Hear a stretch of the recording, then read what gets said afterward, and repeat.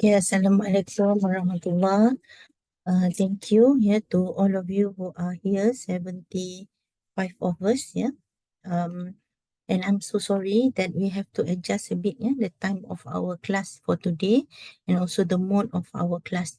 But I still hope you will follow, able to follow, and please have some coffee or whatever food with you, because inshallah we are having class until 6, and we will cover week 2 and week 3, so that it will help you to prepare yourself, for the assignment, and also to ensure that you can write your news later.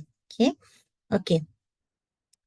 Sambil-sambil menunggu yang lain, I would like to also thanks to all the committee, those who have volunteered to be the committee for our mock press conference. And I have actually contacted some writers, book writers. But so far I don't have anybody yet who is free for both of our classes, Khamis dan juga Jumaat tu, for the dates that we have proposed. So I will keep you guys updated as well, and we will see how that can be done. And hopefully there will be some people, who are interested to be our speakers. And also, if let's say you have somebody that you have in your mind, or you want to learn something related to something, you can also propose to me. It means whether you are the committee or not, it's okay.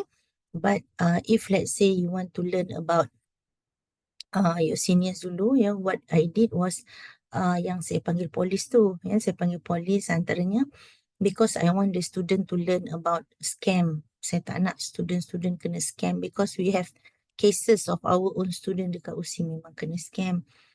So I don't want my students to be scam. Jadi kita pun panggil polis lah, contohnya. So if you want to learn something new, you can also propose to me. Boleh cadang. Nanti kita cuba carikan speaker, or if you have the speaker, katalah saudara ke ataupun siapa-siapa sahaja yang mana you want to learn from them about that topic, for example, jadi boleh cadang untuk mock press conference kita. So nanti boleh PM saya if you have any suggestion lah, because at the moment suggestion saya adalah penulis buku, tapi at the moment yang saya approach belum lagi lah mengatakan ya. Okay. So itu update untuk kita punya apa nama tu, kita punya program, the mock press conference. Saya share screen. Sekejap Okay, saya share screen so we can go to our lesson. Semua sudah bersedia boleh semua? Boleh, Doktor. So kita akan mula dengan persoalan. So week 2 dia akan start dengan a big question that I think you, especially FEBU lah, saya ingat, of course you will feel mana datangnya news ni. Where does news actually come from? Okay, dia ada dua komponen yang sangat penting in the process of making news, iaitu news gathering and news writing. So what you have done so far dalam minggu 1 adalah you did the news gathering, tapi you tak tulis menjadi berita, dia tak menjadi story lagi. So you did the first part, which is news gathering, but not yet the news writing. Okay, jadi minggu ni I will share with you where does news come from, so that you understand how actually news come into being. That's one thing. And untuk yang topic 3 nanti after this one adalah how to write headline and also lead. Jadi maksudnya by we finish our class today, insyaAllah, sepatutnya you can start to write your own news daripada bahan-bahan yang minggu satu, ya, dan bolehlah draftkan. Dah boleh draft news dah sepatutnya, ya. Okay, so follow me, ya, insyaAllah. So kita akan guide lah, ya, supaya you jelas macam mana, and also for you to see the difference between news writing dengan jenis-jenis penulisan yang lain. Itu sangat penting, bukan apa, kerana skill news writing ni it's a very lifelong punya skill. Kalau you tak, I don't expect all of you of course to become reporters, no. Tetapi if you go out and become a school teacher, jadilah pegawai apa-apa pun, ya.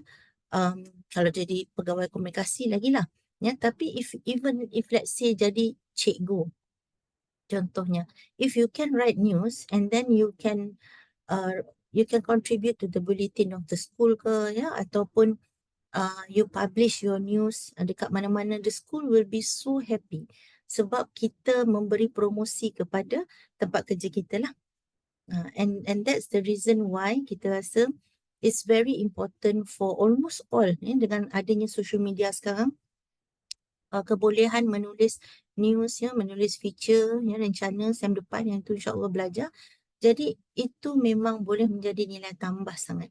It's not because I'm coming from the communication background and I'm saying this, tapi you will realize how people appreciate, the workplace appreciate you punya kebolehan untuk memberi promosi percuma, kan. Kita tak bayar kan kalau terbit news, terbit rencana di surat khabar atau di news portal or whatsoever, tapi memberikan impact kepada tempat kerja, and that gives a good impression to you juga, as a staff lah.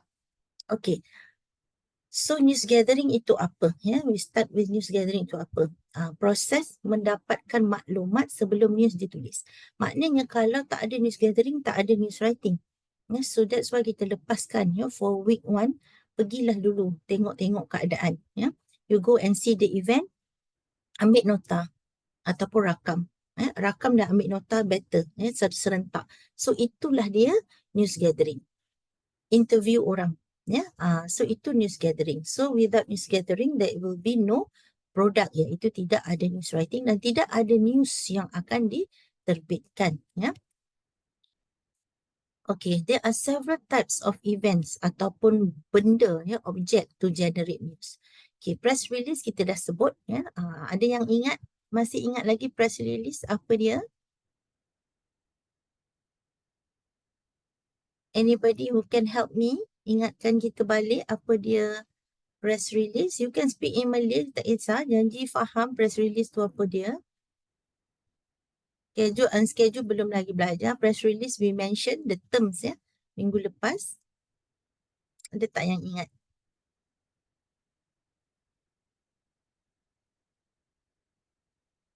Press release diambil oleh syarikat besar. Dia ambil Najwa. Bukan diambil, ditulis, ya. Ditulis. Ditulis. Thank you, Najwa. Ditulis oleh syarikat-syarikat, selalunya syarikat besar. Tapi kadang-kadang syarikat kecil pun ada. Cuma kalau dia syarikat kecil, dia hantar press release dia ke media organisation, selalu payahlah nak terbit. Sebab dia syarikat kecil, kan. Jadi kalau syarikat besar, contoh kita ambil syarikat besar Nestle lah, contoh, sorry, contoh Nestle. Kemudian Nestle ada produk baru. So dia tulis press release, ya, ditulis oleh Public Relation Officer, PRO, dan kemudian Nestle akan hantar ke beberapa media organisation. Dan yang kalau press release tu bagus, dia akan terpilih untuk diterbitkan oleh syarikat, contohnya Berita Harian ke atau NST ke, macam tu. Ya, so no need to pay for the news published by NST or Berita Harian tu. Ya, sebab itu adalah dikira sebagai company supply information kepada media organisation, and media organisation publishkan, but only for selected one. So maksudnya kebolehan menulis yang baik sangat penting untuk memastikan press release itu terpilih, ya. Tak naklah hantar-hantar sampai 2-30 press release, satu pun tak terpilih. Tak maulah macam tu, ya.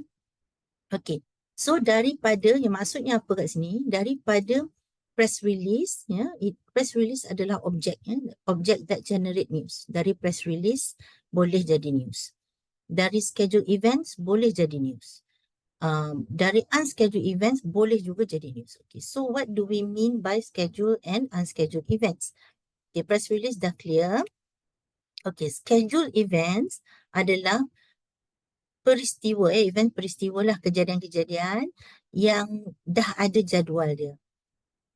So it's planned. The events are all planned. Siapa yang plan?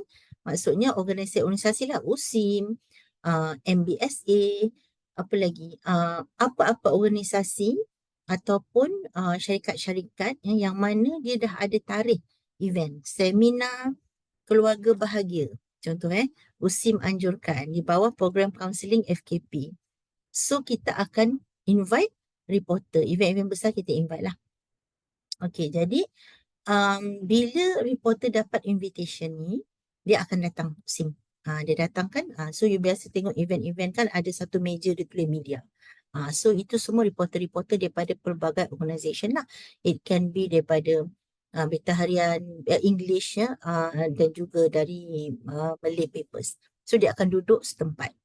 Okay, so itu dan dia orang akan buat news gathering lah. Buat news gathering, tulis news, lepas tu tulis story dan kemudian dia akan submit ke editor dia dan publish esok contoh. So itu adalah contoh schedule events. Okay, jelas so maksudnya in your the impact to you dari segi you all membuat assignment, you all boleh memilih katakan nak buat schedule events untuk assignment yang 10-10-10 tu. Cuma untuk you punya in-depth writing selalunya kita tak galakkan schedule events. Kita galakkan, tengok satu lagi, unscheduled. Okay, unscheduled ni maksud apa? Maksudnya tak ada event yang dah siap ada tarikh lah. Kita tak di invite, tak dijemput ya. Reporters tak dijemput. Again, you have to remember in this class, you have to imagine yourself as reporters ya. So you are all my reporters and not my students. So for your in-depth writing assignment, go for unscheduled. So unscheduled ni apa? Kita tidak ada dijemput. Ya, macam tadi schedule events kita duduk newsroom tu dijemput melalui editor lah ya, bukannya dia direct ke kita lah. Dia melalui editor akan masukkan dalam jadual pagi-pagi ataupun semalam dia masukkan. So pagi ni kita tahu kita pergi ke mana seminar ni. Pagi seminar ni, tengah hari ada launching event, launching apa benda produk. Lepas tu petang ada perasmian majlis apa-apa contoh. So dia sehari dalam 2 ke 3 event lah reporter akan pergi. So itu semua schedule events. Dah ada tarikh, ada jemputan untuk kita sebagai reporter.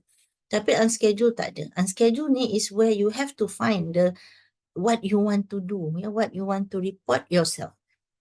Contoh kalau accident, tak boleh lah plan accident unplanned.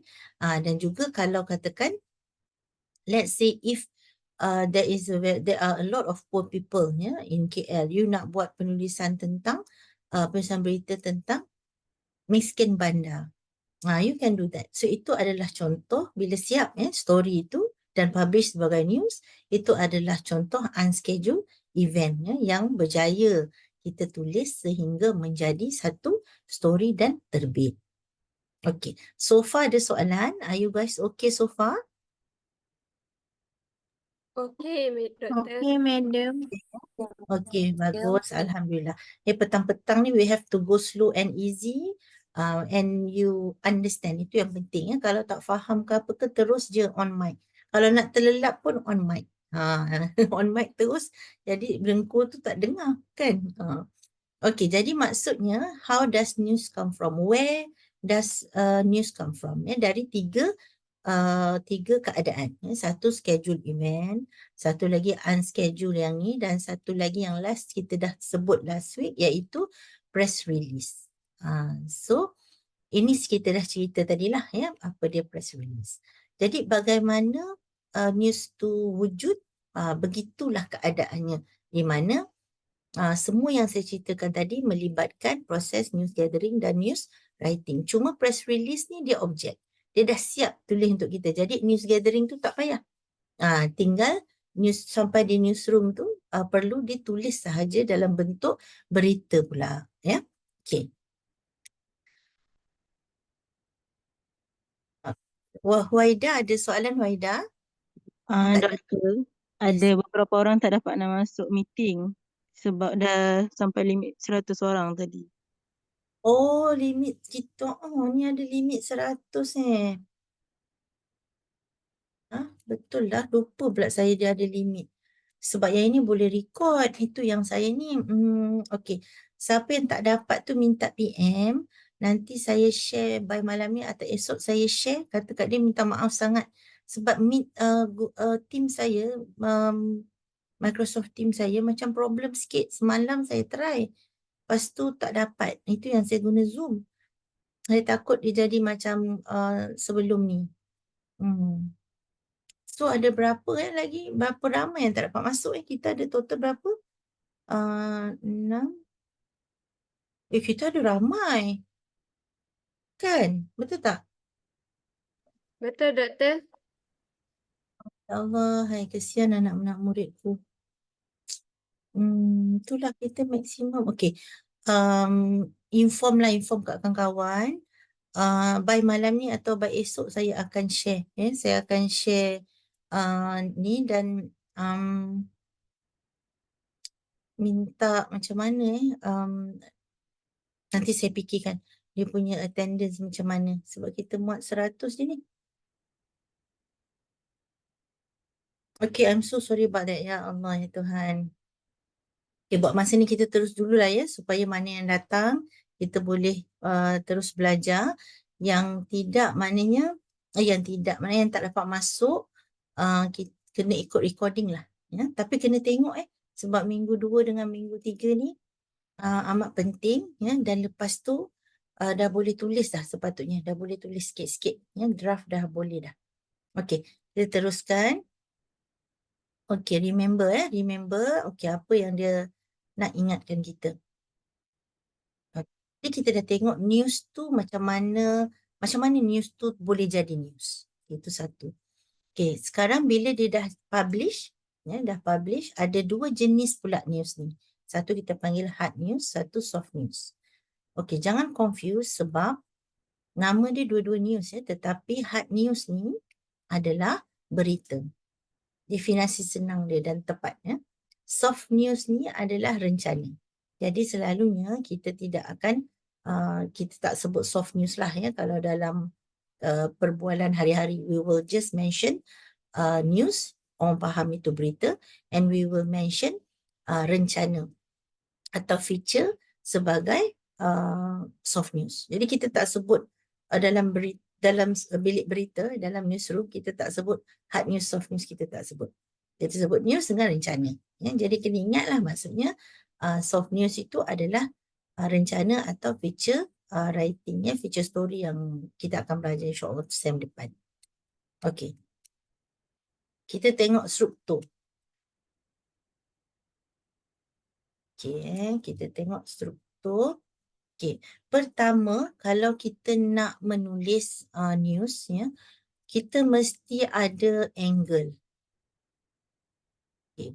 Kena ada angle berita. Ya, kalau tak ada angle berita, maka kita tak boleh tulis news.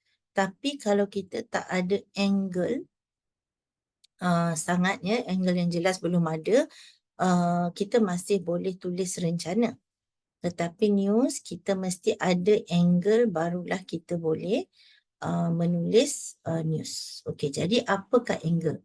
Ya, angle adalah perkara yang paling penting yang ada dalam satu-satu event yang kita hadiri. In the news gathering process, you have to determine what is the most important thing happen. Ya, contoh. Okay, contoh, imagine that you went to the event pada minggu pertama. Saya dah tengok some of your notes ya, nota-nota saya dah tengok. Contoh yang grup KAC tentang public relations kan.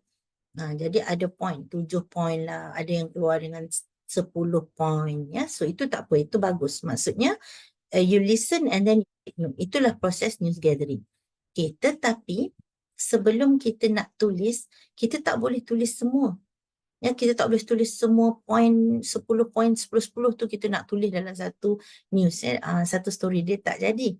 Ya, okey, sekarang kalau berita, kita kena ingat ayat yang pertama, ayat atas sekali tu, itu adalah ayat yang paling penting.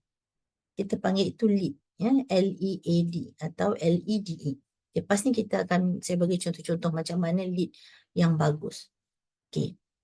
Jadi bila kita nak menulis ayat pertama tu, kita perlu ada angle dulu.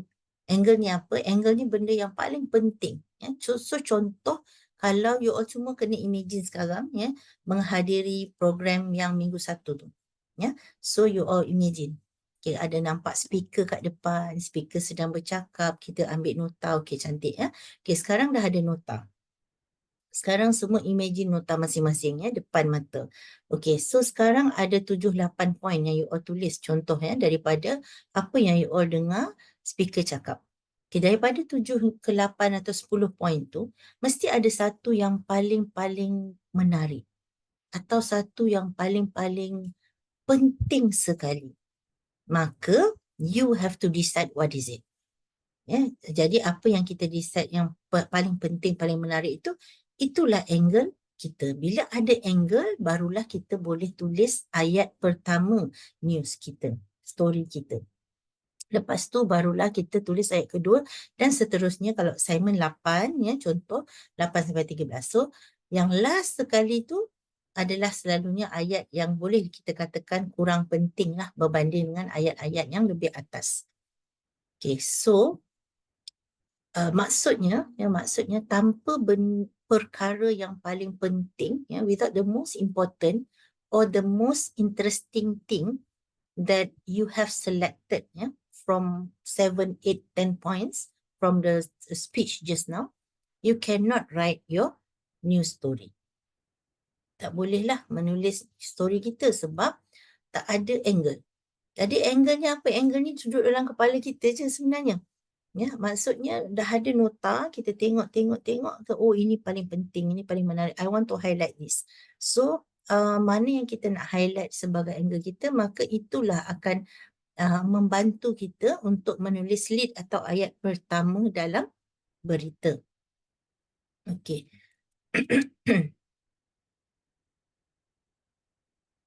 Jadi, how to find the news angle?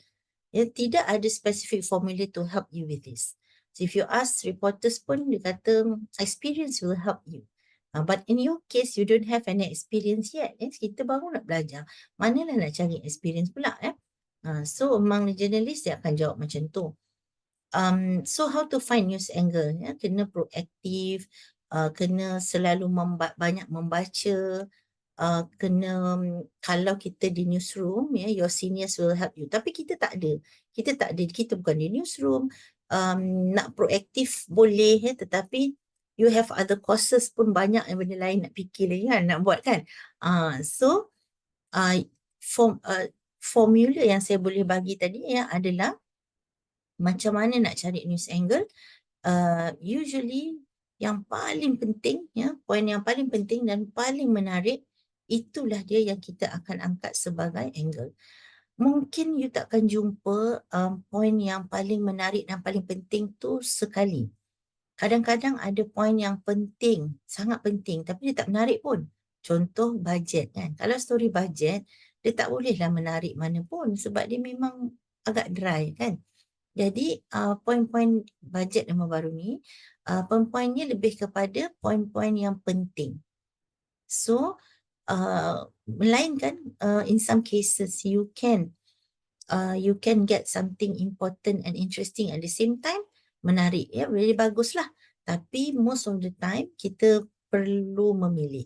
Ya, that means in a dry topic punya subject, kita akan mungkin kena pilih yang most important point, kita angkat itu sebagai angle kita.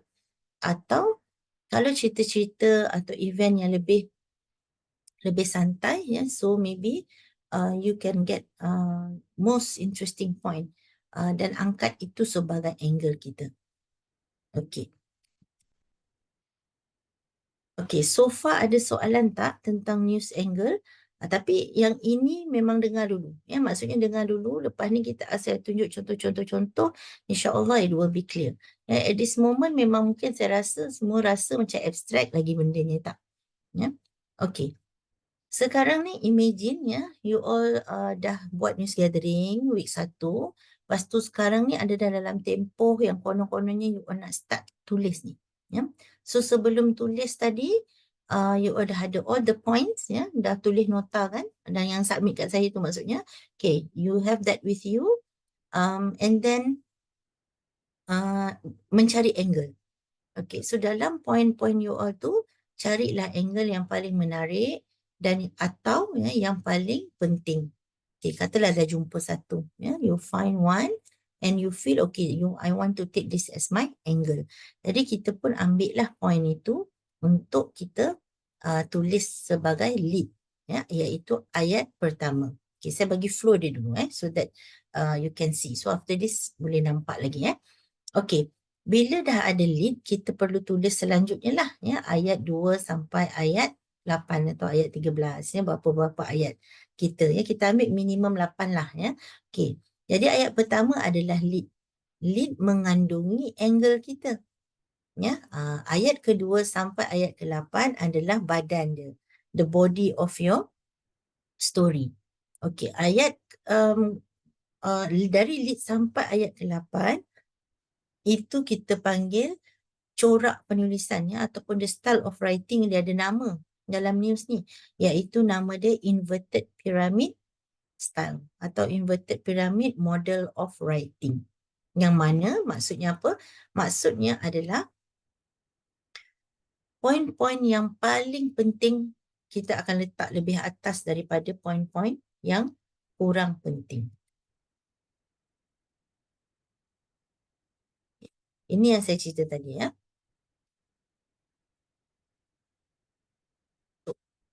Okay, jadi lead tu dia paling penting kan, kita tadi yang pilih.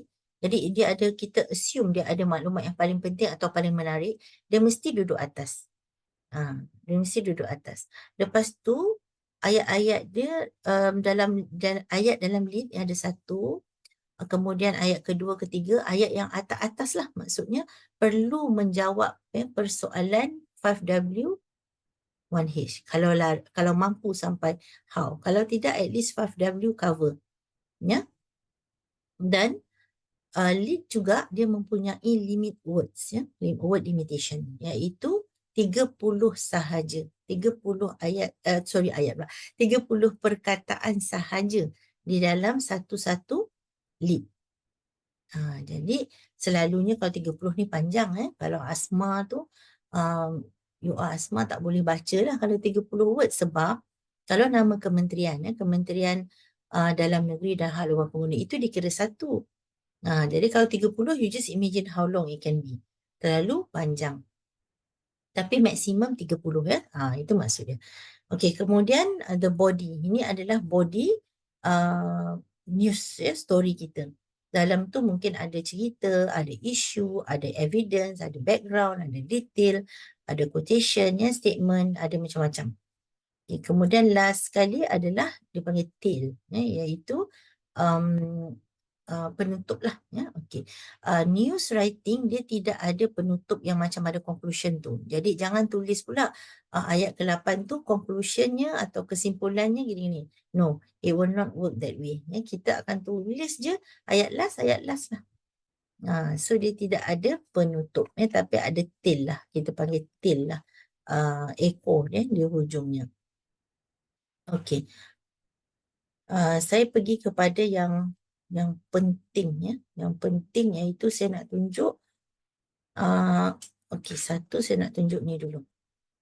Iaitu ini contoh yang saya katakan kalau di barat they really like to cover on human interest. Kalau human interest punya story, dia akan cover pasal binatang. So ini contoh kita tengok apa yang dimaksudkan dengan hard news structure ataupun yang berbentuk format of writing tadi, inverted pyramid. Kita tengok ayat pertama. The world's oldest dog has died in Sakura, Japan at the age of 26 years and 8 months Itu umur ada lain rupanya kiraan dia bukan sama dengan usia kita. Equal to 125 human years. Okay, kalau dalam news writing, ini ayat pertama. Jadi inilah yang kita panggil sebagai lead. L-E-A-D atau L-E-D-E. Ejaan dia. Okay. Maksudnya ya, kita akan nampak terus. Kita baca je, perasan kan? Kalau kita baca je news tentang aksiden, kita akan nampak berapa orang mati dulu. Itu yang akan dibagi tahu awal. Ya. Nah, sebab apa? Sebabnya kita nak maklumat yang paling penting duduk atas. So lead kita dalam contoh ini adalah mati. Oldest dog in the world mati. Umur dia berapa? 26 tahun. Iaitu sama dengan 125 human years. Nampak ya? So maknanya tak bolehlah kita ayat pertama dalam news tu kita tulis anjing yang bernama, ada nama kan? Ada nama ni didapati terluka. Dan ayat seterusnya baru kita tulis veterinarian yang bernama Shinohara berkata anjing ini tidak boleh hidup lagi dan mungkin tidak boleh, kalau hidup pun tak melebihi 1 bulan. Ayat seterusnya akhirnya 2 bulan selepas itu anjing itu mati. Itu bukan cara menulis news. Dia mesti straight to the point. Benda penting zap duduk atas. Macam contoh ni. Contoh ni nampak dengan jelas kan? World's oldest dog. Itu penting. Kita nak cakap dia lah dog yang paling tua yang ada kat dunia. Tapi dia dah mati. Jadi news kita mereport kematian. Jadi tak bolehlah duk cerita 2-3 ayat, 2-3 perenggan yang awal tu macam-macam. Last tu perenggan kelima boleh tahu. Alamak dah mati rupanya. Kalau you tulis rencana boleh. Macam tu tulis karya sastra boleh. Tapi if you write news, tidak boleh. Okey, jadi nampak ya. Yang itu yang dimaksudkan dengan inverted pyramid style. Yang penting duduk atas. Jadi dalam contoh ini, angle-nya adalah, angle dia apa? Silakan. Siapa boleh jawab? Angle-nya apa? Sebab ingat dalam lead kita ada angle. Jadi apa angle yang kita boleh nampak kat sini? Akila, ulang Akila. Tak dengar saya, laju benar.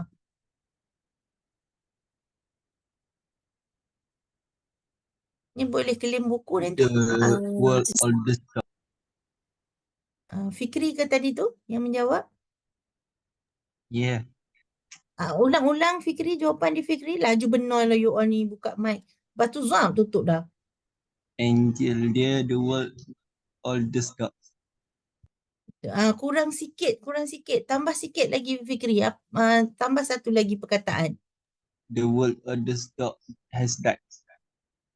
Okey, bagus. Terima kasih. Nanti PM saya. Okey, jadi angle-nya adalah the world's oldest dog died. Dah mati. Jadi angle-nya itu. Duduk dalam fikiran kita. Kemudian kita tulis ayat pertama, maka terhasillah lead kita. Macam tu. Itu maksudnya. Okay. Jadi ayat kedua, ketiga tu kita boleh nampak contoh ayat yang ketiga. Dia dah ada direct quotation. And then dia ada maklumat-maklumat sikit seterusnya lah. Okay. Dan saya nak tunjuk beza. Yang ini mungkin tak ada dalam you all punya slide sebab saya menambahnya kemudian tetapi nanti saya akan share masukkanlah slides yang updated ni dalam goals. Okay. So nampak beza kiri dan kanan So, okay, you go and see narrative tu, lepas tu tengok news kat kanan Okay. Narrative tu maksudnya adalah if you write your own story, bukan news lah bukan news, mungkin rencana atau mungkin tulis kita punya diary, other forms of writing except news, maka selalunya kita akan tulis dalam bentuk narrative ni. Itu maksud dia. Narrative tu. Dan kalau kita tulis news menggunakan inverted pyramid, mesti haruslah menggunakan inverted pyramid punya style, maka tengok kanan. Tu bunyi dia. Okey. Jadi ada siapa boleh tolong saya baca yang naratif, silakan. Yang naratif dulu, lepas tu baru kita tengok news. Jadi you all boleh tengok beza. Inverted pyramid ni macam ni maksudnya. Ya, yang bukan inverted pyramid yang macam naratif. Itu maksudnya. Silakan, ada yang apa ni? Ada kopi kat sebelah ya, segar-segar bugar lagi. Sila bacakan yang naratif untuk kita.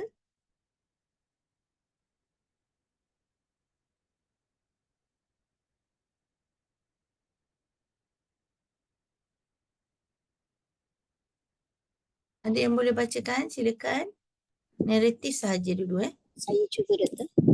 Okey, terima kasih Rabiatus. Syamilah. Narrative kan? Ya, naratif. When electrician wired the home of Mrs. Mary Ume in Hohola was smashed by, some years ago, they neglected to install sufficient insulation at a point in the laundry where a number of wires crossed. A short circuit occurred early this morning. Contact between the wires is thought to have created a spark which ignited the walls of the house. The flames quickly spread through the entire house. Mrs. Ume, her daughter Penny, aged 10, and her son Jonah, aged 5 months, were asleep in a rear bedroom. They had no way of escape and all perished. Okey, terima kasih Rabiatus. So macam tu kita menulis cerita kan? Tulis diary ke apa macam tu, kita bercerita, sebab tu dia panggil naratif. Tapi kalau kita tulis news ya, kita tengok kat naratif, kita baca macam-macam baru tahu. Mati rupanya macam tu. Tapi kalau kita tulis news, mati duduk dulu atas. Jadi kalau tengok ayat pertama inverted pyramid punya style dalam news writing, Port Moresby ke Moresby ni saya tak pasti nak sebut, tapi ini dekat Papua Papua New Guinea tempat ni. Jadi ayat pertama kalau news following inverted pyramid style ya, a Port Moresby woman and her 2 children died in a house fire in Holola today. Dah tu je ayat ni. So nampak angle dia apa? Angle dia wanita dan 2 anak dia matilah. Itulah angle dia. Kemudian the next sentence teruslah kepada nama. So nampak dah ya, mati berapa orang. Okay. Itu lead. Next terus kepada nama. Nama dia siapa? Mary Ume. Her 10-year-old daughter nama siapa? Penny. Dan baby son nama siapa? Jonah. Ya. Were trapped in a rare bedroom as flames swept through the house. Tu nampak tak beza dia? Macam mana bila kita bercerita secara biasa, belah naratif ya. Kalau ikut inverted pyramid style, untuk news writing belah kanan. Dekat news. Okay. Lepas tu cerita seterusnya ayat ketiga kalau inverted pyramid, how it happens. The fire started in the laundry, blah blah blah blah blah, the family were asleep. Oh, patutlah dia orang tak sedar. Macam itulah maksudnya. Pembaca akan terfikir macam tu.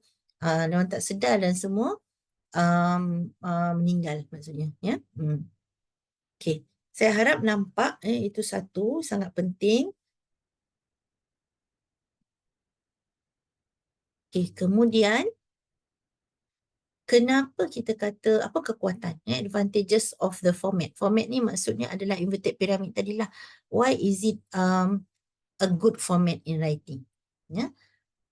First, the reader can leave the story at any point and understand it even if they do not have all the details. Kalau tak baca habis news tak apa. Ada orang baca headline je, baca tajuk je, okey dah, dia dah tahu. 10 mati. Ada yang baca sampai lead je. Ada yang baca 2-3 ayat sampai 2-3 ayat yang pertama, lepas tu tak baca dah. But it's okay. Tapi kalau yang naratif kita buat macam tu, kita tak tahu pun. Rupa-rupanya mati. So kalau naratif cerita biasa rencana, you have to read until the end. Tapi kalau inverted pyramid iaitu berita, tak apa. Bacalah headline saja. Bacalah. Kalau nak tahu lebih, baru baca lagi. Bacalah lead saja dengan headline saja contohnya. Tajuk dengan ayat pertamanya. Tak apa, okey. Tapi kalau nak lebih lagi, baca next sentences. Ya, macam tu. Second, it conducts readers through the details of the story. Dia maksudnya berita, bila kita baca berita, detail-detail dia tu kita tahu. Kalau kalau dalam body ya, dah ayat yang ketiga keempat kita tahu itu adalah details. Dah ada quotation, ya, dah ada jawapan kepada how. Jadi details tu kita tahu bukan duduk kat atas. Tapi benda-benda penting kita tahu. Semua kita boleh dapat dalam headline atau lead atau 1-2 ayat yang pertama. Okay, yang ketiga, easy for editors to edit. Jadi kalau you all menulis pun ya lebih mudah untuk edit sebab boleh edit, buang je terus kat bawah. Dia tak affect the whole story. Ya, kalau kita rasa nak submit 8 sentences lah for example ya for your assignment and you are self-editing your work. Kita sendiri edit ya, kita sendiri baca balik. Lepas tu ada 11 sentence, 11 parah. So you nak edit balik senang je. Buang aje lah 2-3 parah yang bawah sekali. Tak perlu edit daripada mula. Kelebihan ya, kalau kita menggunakan inverted pyramid style. Okay. Kita ada satu lagi yang penting dalam berita which you cannot miss this. Ya. Remind yourself if you are writing for your assignment ini mesti ada jawapan. Okay. What adalah event tu apa? Who siapa yang terlibat? Ya. Why itu kenapa? Kalau dia kata bajet ditarik balik, ya kenapa? Mesti ada jawapan kepada itu. Where ni selalu senang sebab dia ada deadline. Deadline tu dia tulis siap-siap kan, Kuala Lumpur. Kita tahu kat mana. Tapi kalau berlaku di Kuala Lumpur pun besar. Ya, jadi kalau kebakaran, selalunya kita akan cakap lah berlaku dekat Times Square. So where dia mungkin boleh jadi 2-3 lah. Ya. And then when, ya, bila. Ada keperluan kita cakap ada keperluan when lah. But not all event kita perlu inform when tu. Ya, kalau kebakaran contohnya penting. When tu berlaku siang ke malam. Kalau rompakan penting. When tu siang ke malam. Kalau event macam seminar tak payahlah cakap siang sebab selalunya seminar memang siang kan. Okay, dan soalan-soalan ni perlu dijawab ya. The 5W1H ni perlu kita jawab dalam satu story kita. Okay. Ini antaranya. Kalau persoalan melibatkan who, siapa yang terlibat? Siapa yang affected? Siapa yang akan dapat benefit ya, dan siapa yang akan terkena kata kesan negatif ya kepada sesuatu perkara. Okay, ini antara persoalan yang kita boleh jawab berkaitan dengan who bila kita menulis berita. Okay, kalau what ni adalah event tu lah, event tu pasal apa. Kalau event yang macam you all pergi minggu pertama, yang itu event dia adalah tajuk event lah. That's the what. Yeah, so the what is tajuk event tu, apa dia. Yeah, what gives news is substance. Kalau tak ada event tu maka kita tak boleh tulis. Yeah? So the what is very important. So stories become dry and dull if they focus too much on what. Tapi bahaya. Ya, kalau you fokus penulisan kita terlalu banyak tentang what, ya, what aja kita jawab, ya, tak menjawab how, tak menjawab why, maka bosan sangat kita baca news story itu. Ya, jadi membosankan. Jadi untuk mengurangkan kebosanan maka kita perlu who. Ya, jadi who ni banyaklah kita boleh masukkan tentang kalau bajet contohnya jangan what saja. Ya, kita terangkan bajet aja ya bosanlah. Jadi kita boleh masukkan ya dalam story kita siapa yang akan terkesan dengan bajet yang baru diumumkan. Adakah pelajar-pelajar mahasiswa akan terkesan. Jadi bila ada elemen who lebih menarik ya dan kurang dry lah kita punya penulisan. Okay, kemudian when ya when ni dia tak ada isu sangat sebab kita punya story selalunya adalah story yang baru berlaku. Ya, when events happen or will happen. Tapi kalau will happen, selalunya kita akan bagi tahulah. Ya, katakan kita menulis berita ya tentang satu event besar yang akan berlaku di USIM. Contoh, ingat berita dia boleh tulis untuk benda yang dah lepas dan juga boleh ditulis untuk benda yang belum berlaku. Past and future events. Ya, jadi kalau katakan you all ni adalah jawatan kuasa untuk satu seminar besar peringkat antarabangsa yang USIM buat. Jadi boleh tulis berita untuk kata mempromosi program tersebut. You can do that. Ya. Jadi when tu dia memberitahu itulah. Okay, kemudian how long?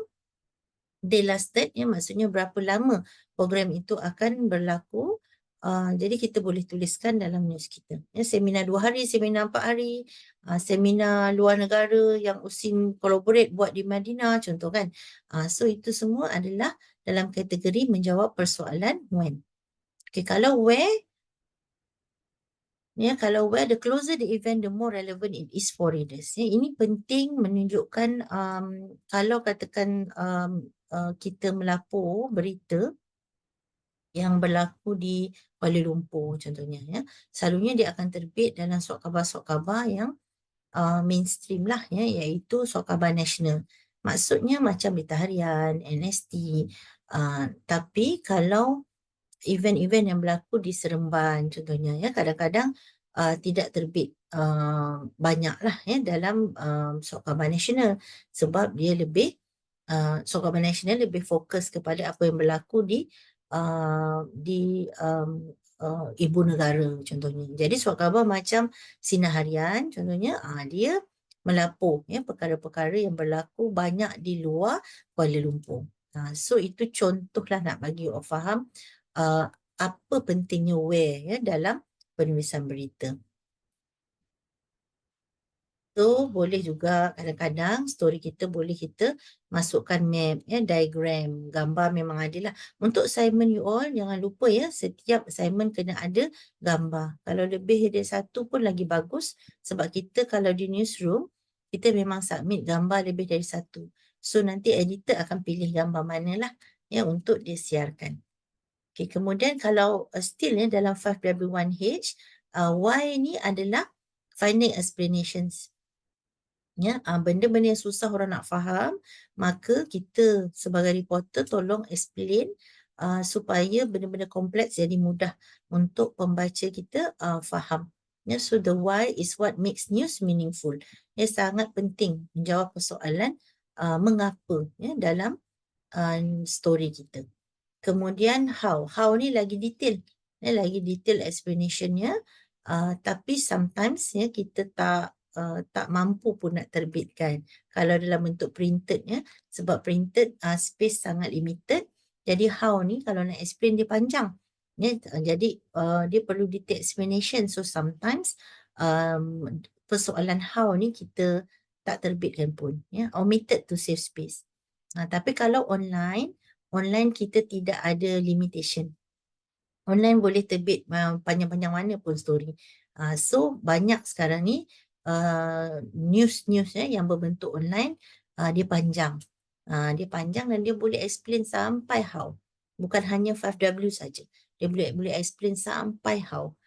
So dia mungkin story yang kalau katakanlah, ya, terbit dalam printed version Berita Harian 8 para saja. Tapi dalam bentuk online dia boleh berita daripada event yang sama, seminar USIM tadi di Madinah tu. Ya, tapi kalau dalam online dia boleh jadi sampai 13, 15 para. Sebab tak ada ruang, tak ada limitation of space dalam online. Dalam printed ada limitation sebab ada berapa muka surat je kan. Jadi kena muat-muat dia duduk cantik dalam space yang ada. So itu kelebihan lah, ya, kalau kita terbit dalam online. Okay. Okay, so far ada soalan? So far you all are okay or not? Okey, Doktor. Ya, thank you Wafa. Okay, saya harap saya tidak begitu laju dan saya harap semua masih boleh follow, ya. Okay. Okay, lead ni saya ada satu tajuk yang memang khas kepada penulisan lead, ya, lepas ni, ya. So ini sebenarnya kita nak tunjuk sahaja. Menulis lead, ya, tapi ini tak berapa nak ada contoh, tapi saya ada contoh yang lebih detail. Saya baru upload juga dalam Ghost, ya, yang lebih baguslah nota untuk lead dan juga headline. Okay, so saya bagi break 5-6 minit boleh? Dan kita pergi kepada lead dan juga headline terus, ya. Kalau katakan ada yang apa ni, ada yang kita akan start dalam 5 minit macam tu untuk lead dan headline.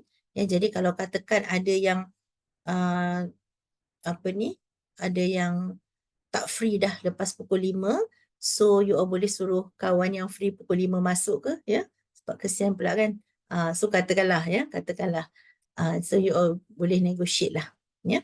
Okay, saya stop dulu yang ini ya, sebab saya akan pergi kepada spesifik kepada lead dan juga headline right after this. Saya stop sharing dulu. Okay, kita break dulu kelas 5-6 minit. Thank you.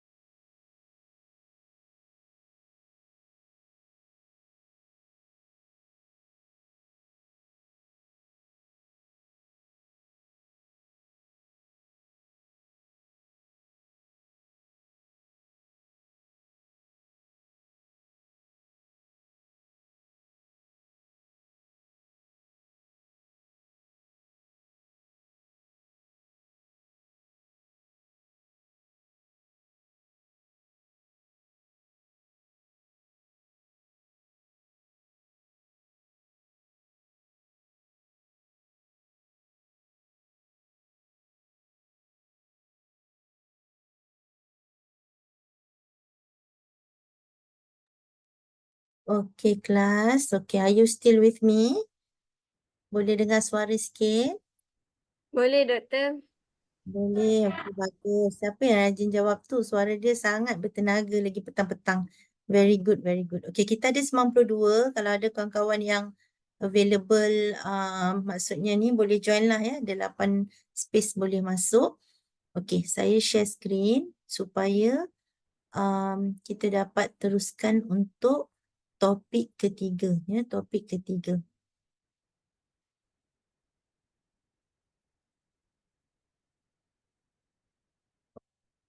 Topik ketiga ni, as I mentioned just now, we will go and see lead and headline.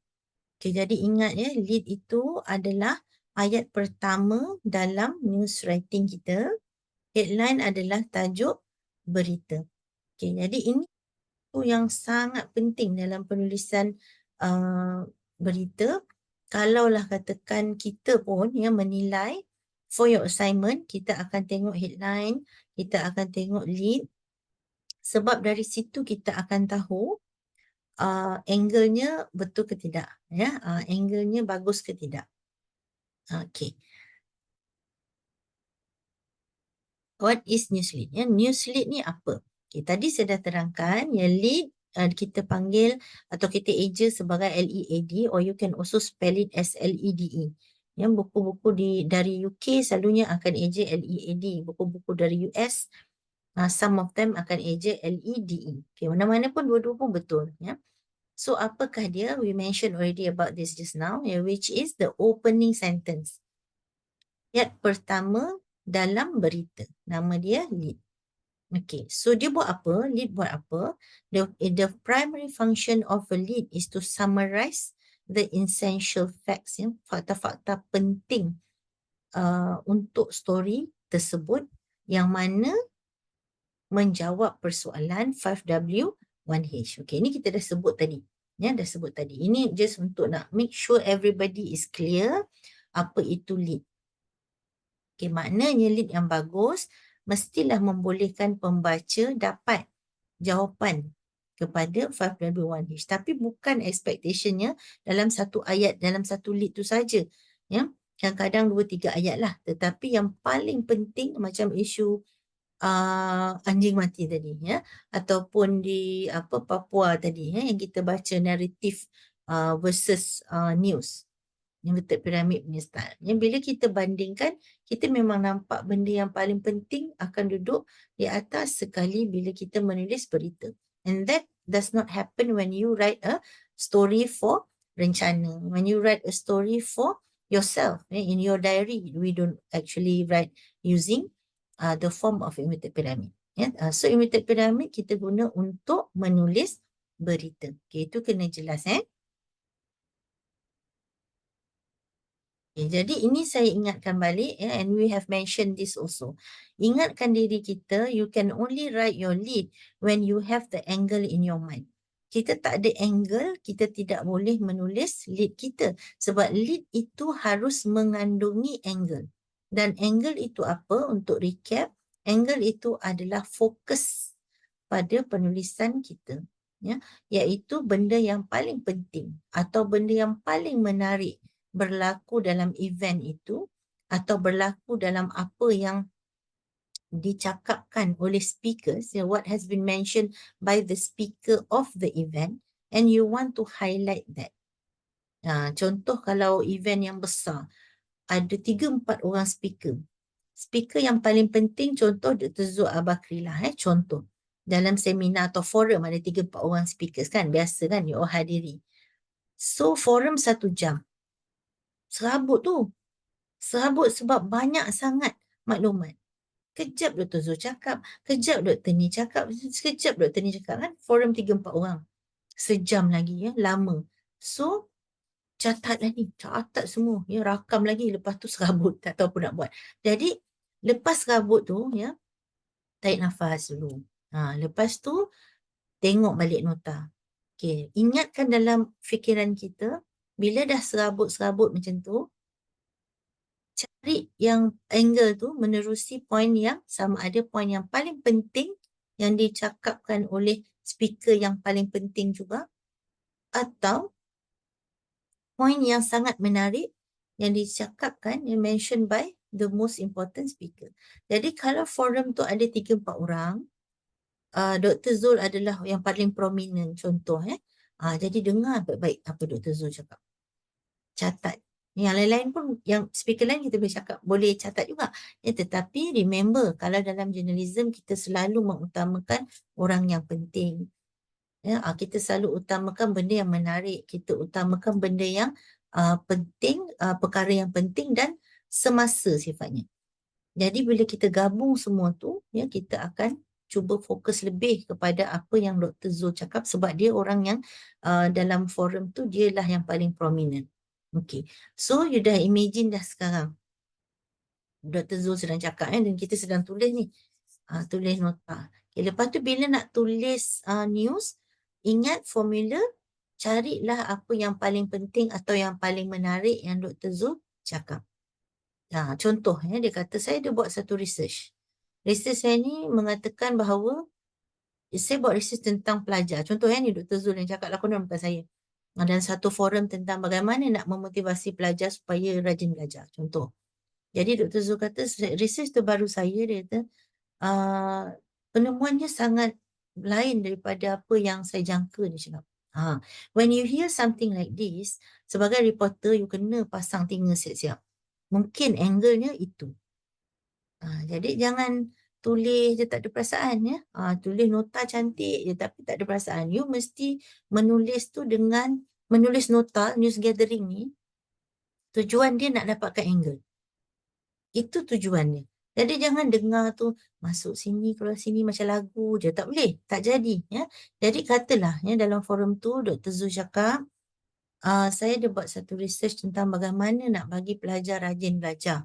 Contoh, ya. Dan finding saya ni pelik lah, dia kata. Itu reporter suka. Jeng-jeng, ya, sebab kemungkinan itu adalah angle. Okay, dia kata finding saya adalah kalau pelajar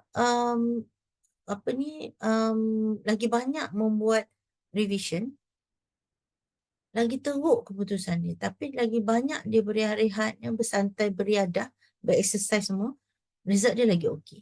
Lagi bagus. Gitu. Lepas tu, dia tak hurai dah. Lepas tu dia pergi point lain. Okay, tapi you all, ya, yang reporter, kan kita nak benda yang menarik atau benda yang penting. Itu menarik dan penting, ya. Tapi dia, Dr. Zul tak hurai. What happened is, masa sesi soal jawab, you have to ask him to elaborate more about that. Sebab kalau sikit banyak tu tak cukup, ya, untuk kita nak tulis sebagai angle kita. Kita nak tulis angle ni selalu 3-4 parah, ya, ayat kan. 3-4 ayat, 3-4 parah. Jadi kalau banyak tu saja yang Dr. Zul beritahu, kita tak mampu nanti tulis. 1 ayat bolehlah.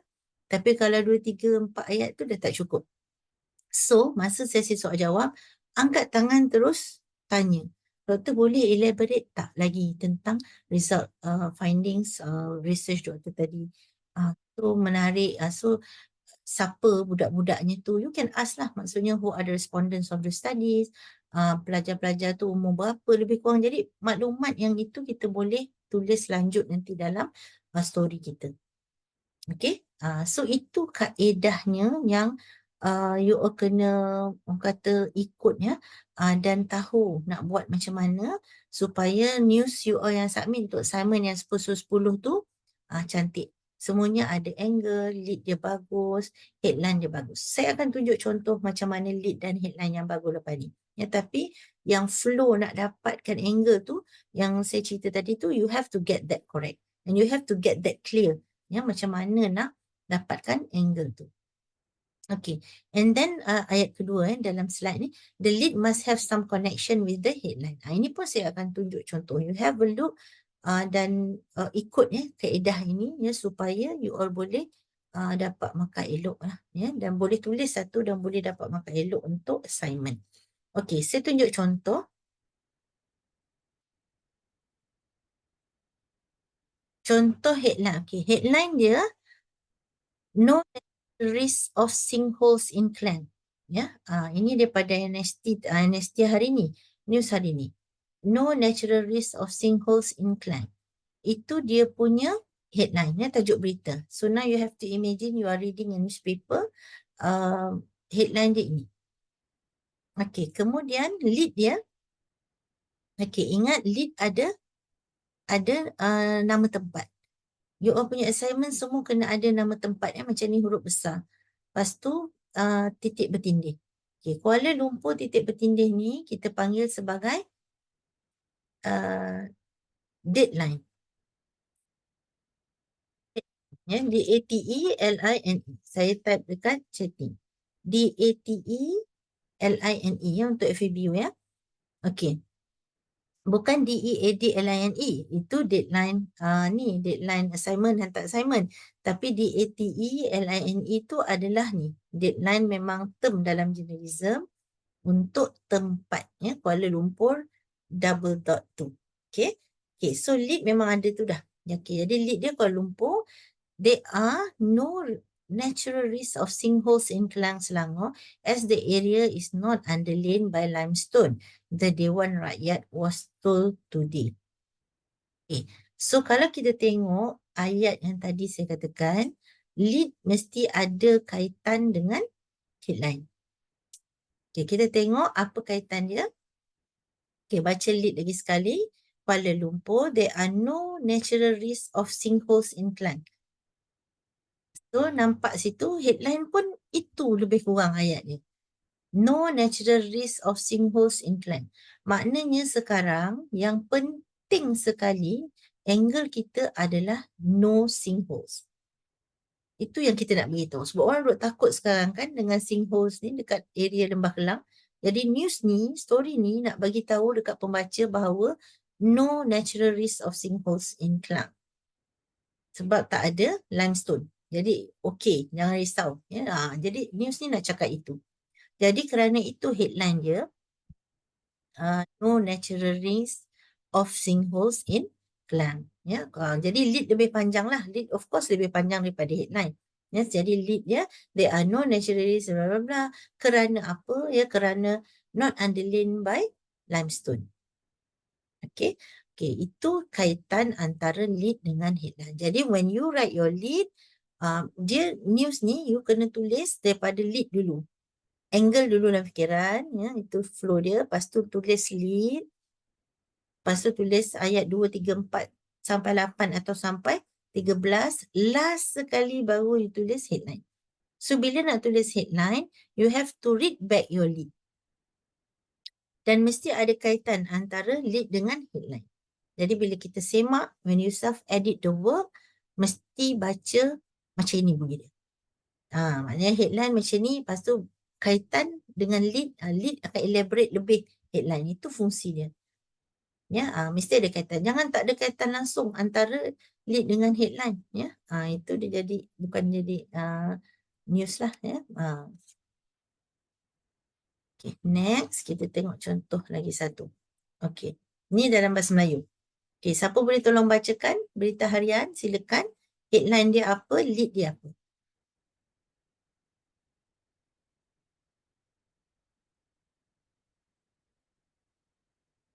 Silakan. Siapa yang available? Saya. Ya, silakan. Swizy. Kalau comel sangat nama. Okay, headline.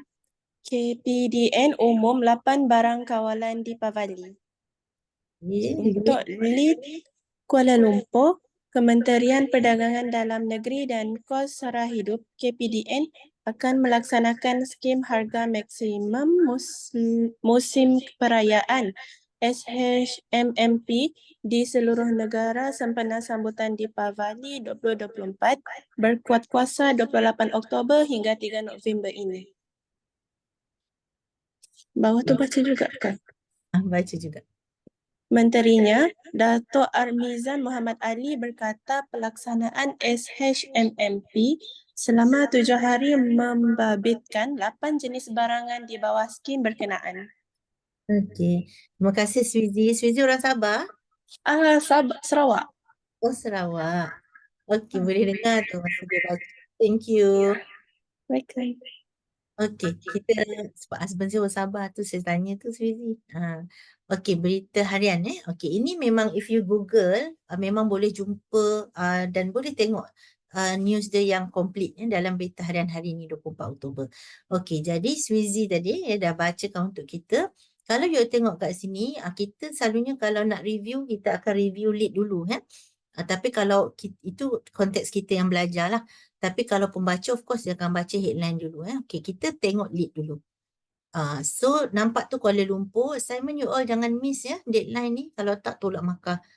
So, kalau berlaku dinilai, nilai lah. Kalau berlaku di, selalunya kita guna negeri. Ya, negeri. Sekejap. Selalu kita guna Sekejap saya ada berita harian juga ni. Ada ni juga. Oh, kita guna, kita boleh guna nilai, kita boleh guna state lah. Maksudnya kita boleh guna Kuala Lumpur, ya. Okay, yang penting ada tempatnya. Okay, Kuala Lumpur. Okay, kita tengok kat situ. Kan tadi saya katakan, lead dia mesti ada kaitan dengan headline. Okay, tapi kalau kita tengok lead yang tadi, ya, yang sebelum ni, yang sebelum, nampak terus. Lead iaitu ayat pertama, news kita. Terus kita baca lead, kita baca pula headline, memang nampak dah. Sinkhole tidak ada. Okay, itu yang news ni nak beritahu kita. Kalau yang ini, kita akan nampak 8 barang kawalan ni, kita nampak 8 itu pada ayat yang kedua. Bukan dalam lead. Ya, tetapi ini acceptable. Boleh. Ya, maknanya, bila saya kata ada kaitan antara lead dengan headline, lead itu sama ada poin penting akan muncul di lead atau poin penting atau angle kita tu akan muncul di ayat kedua. Dua-dua acceptable. Okay, ini saya nak tunjuk yang lead, yang angle-nya muncul di ayat kedua. Angle dia dekat sini adalah 8 tu lah. 8 barang kawalan lah. Itu adalah angle dia. Benda yang paling penting kita nak cakap apa? Kita nak cakap tentang 8 barang kawalan ni yang akan diumumkan oleh KPDN. Apa dia? Ya, barang dia semua tu detail kemudian lah dalam ayat ketiga, 4, 5. Tapi kita nak tunjuk di Pavali ni KPDN akan umum 8 barang kawalan. Itu yang kita nak beritahu kepada semua pembaca kita. Okay, jadi kalau kita nampak 8 ni, dia, I repeat again, 8 ni, 8 barang kawalan ni, nombor 8 tu kita tak nampak lagi muncul dalam lead. Tapi dia muncul dalam ayat yang kedua, kan? Ayat kedua, bla bla bla bla, membabitkan 8 jenis barangan di bawah skim berkenaan. So you can write either way. Ya, nak terus ke ataupun nak dalam ayat yang kedua. Ya, munculnya angle kita. Itu ikut keperluan juga. Ya, kalau yang macam contoh yang ini, lead dia pun dah cukup panjang. Jadi sebab tu dia ayat kedua baru dia masukkan angle. Boleh? Ya, boleh. Okay, so far nampak boleh? Jelas? Saya go very slow sebab boleh ya? Thank you. Sebab apa tahu? Sebab student kalau tulis selalu angle tak ada. Apa yang saya masukkan dengan angle tak ada? Okay, contoh kalau you all pergi event yang week 1 hari tu, ya, week 1. Sepatutnya carilah angle daripada apa yang paling penting atau paling menarik yang dituturkan oleh speaker. Dan itulah yang akan jadi lead kita. Dan lead kita harus ada kaitan pula dengan headline. Ya, macam yang saya cakap tadi. Tapi what happen to a lot of our students adalah dia akan tulis lead dia bunyi seperti laporan hantar dekat HCP. Contoh. Ya, contoh dia tulis itu nilai. Satu seminar atau satu ceramah berkaitan dengan public relations telah dijalankan, telah dianjurkan oleh Persatuan bla bla bla bla yang berlangsung di USIM semalam. Terus saya bagi kosong. Ya, saya bagi kosong tu sebab itu bukan angle. Itu bukan news. Itu bukan inverted pyramid. Tetapi itu adalah laporan untuk hantar ke HCP kalau kita AJK.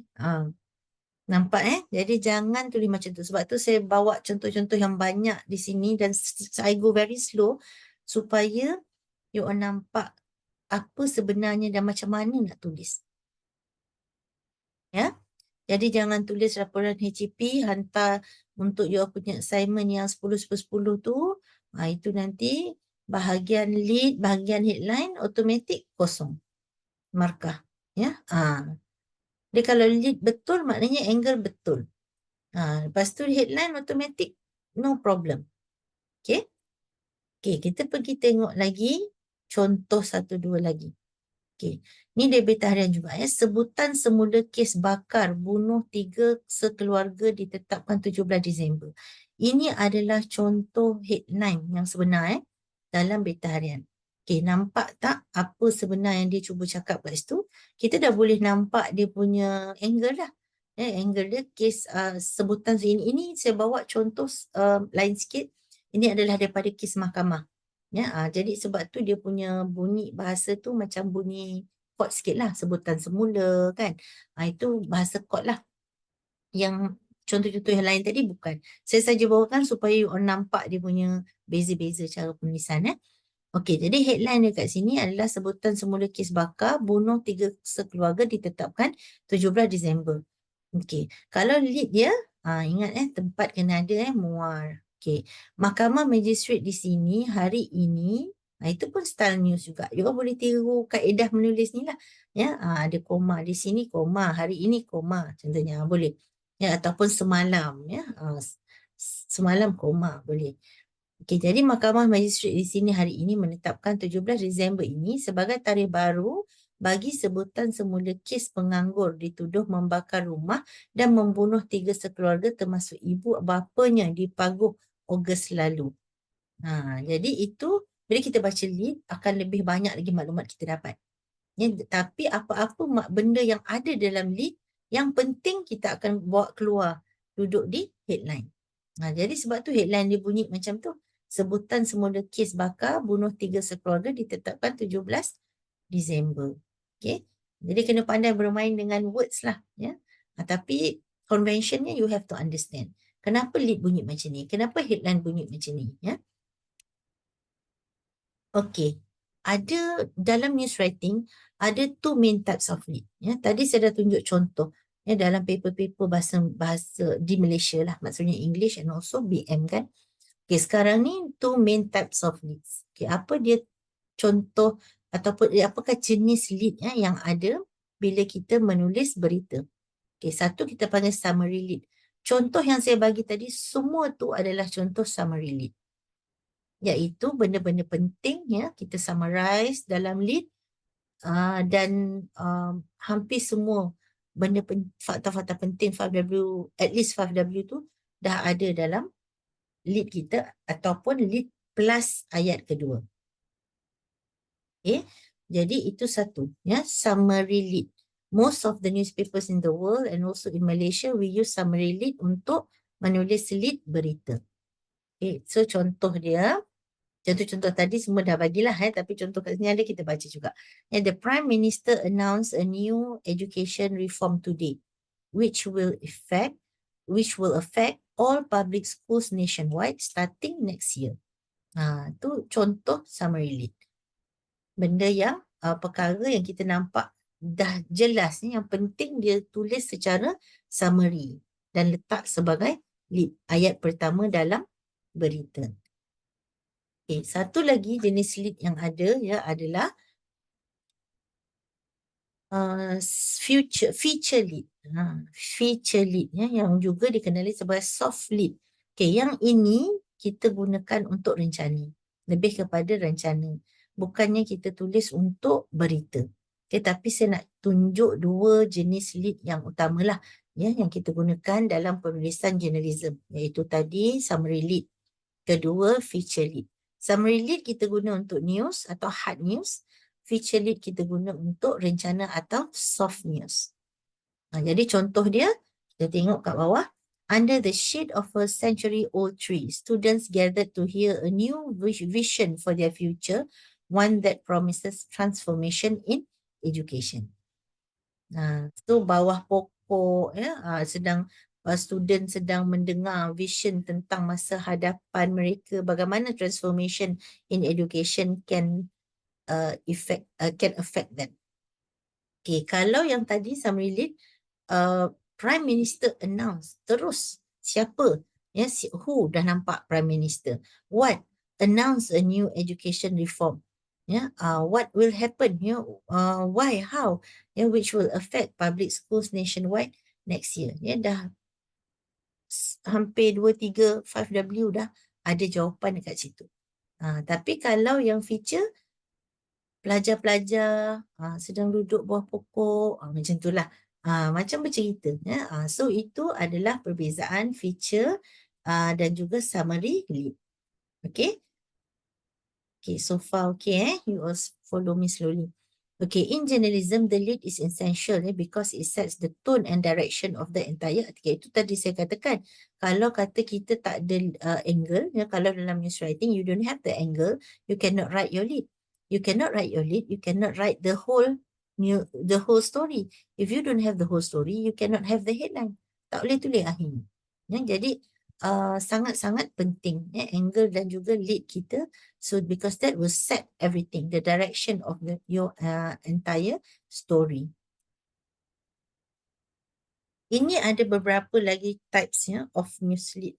Tetapi yang ini saya tak go detail. Saya nak tunjuk sahaja sebab ada 10 kot. Saya ingat mungkin 5 macam tu saya bawa sebagai contoh. So all these leads kita guna selalunya untuk rencana. Tetapi dalam journalism kita panggil dia news lead lah, iaitu cara-cara menulis ayat pertama dalam penulisan jurnalistik. Tapi untuk kita betul-betul nak kena tahu dan kena faham dan boleh tulis adalah summary lead tadi. Contoh-contoh yang saya dah bagi tadi awal, iaitu untuk submission you punya assignment, itulah dia cara penulisan. Summary lead.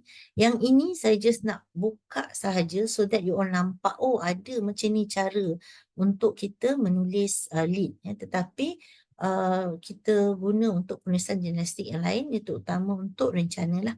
Okay, jadi boleh mulakan yang pertama. Yang pertama boleh mulakan you punya lead kalau menulis soft news atau rencana ni dengan soalan.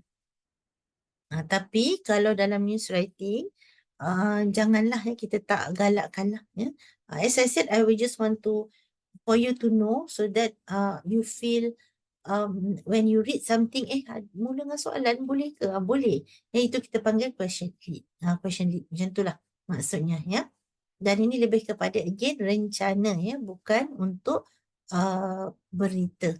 So it's for soft news, not for hard news.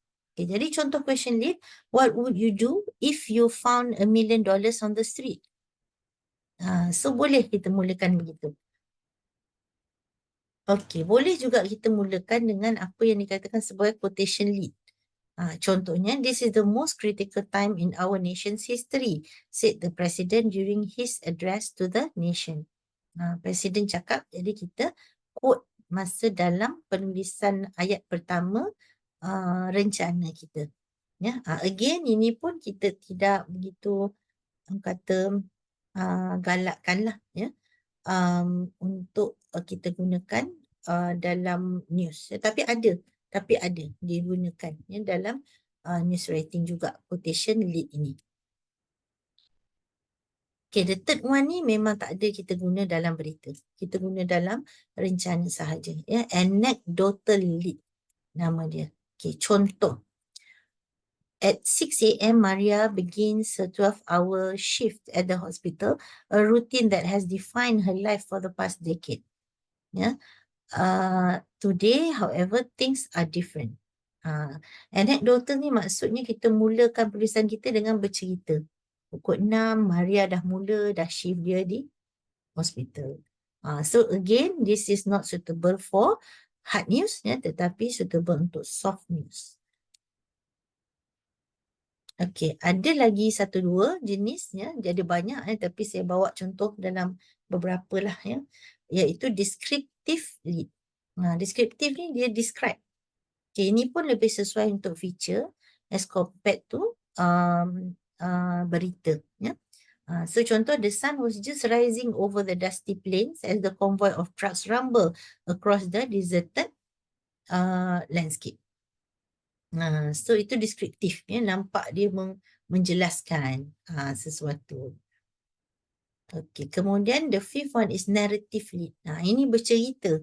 Narrative ni maksudnya nak ingat senang, cerita, narrative. So narrative lead ni haruslah bunyinya macam kita bercerita lah. Contoh, Hasif was once a high-flying banker with millions in the bank. Today he lives in a 1-bedroom apartment and counts every penny. Dia dulu millionaire, sekarang ni dah bankrupt. Jadi kita ceritalah Dua ayat ni kita mulakan story kita. Rencana lah ya, ini lebih sesuai untuk rencana ya, bukan untuk hard news ya, bukan untuk berita. Okay. Ini tadi saya katakan, however ya, for news writing common lead that we use is summary lead. Bukan yang 5 tadi tu. Itu saya nak tunjuk contoh saja wujud lead-lead yang sebegitu rupanya ya bentuknya, but that one some of them are more suitable for feature writing ya, for soft news and not for hard news. Okey, kita tengok yang ini. Ya, yang ini kita dah tengok beberapa contoh tadi.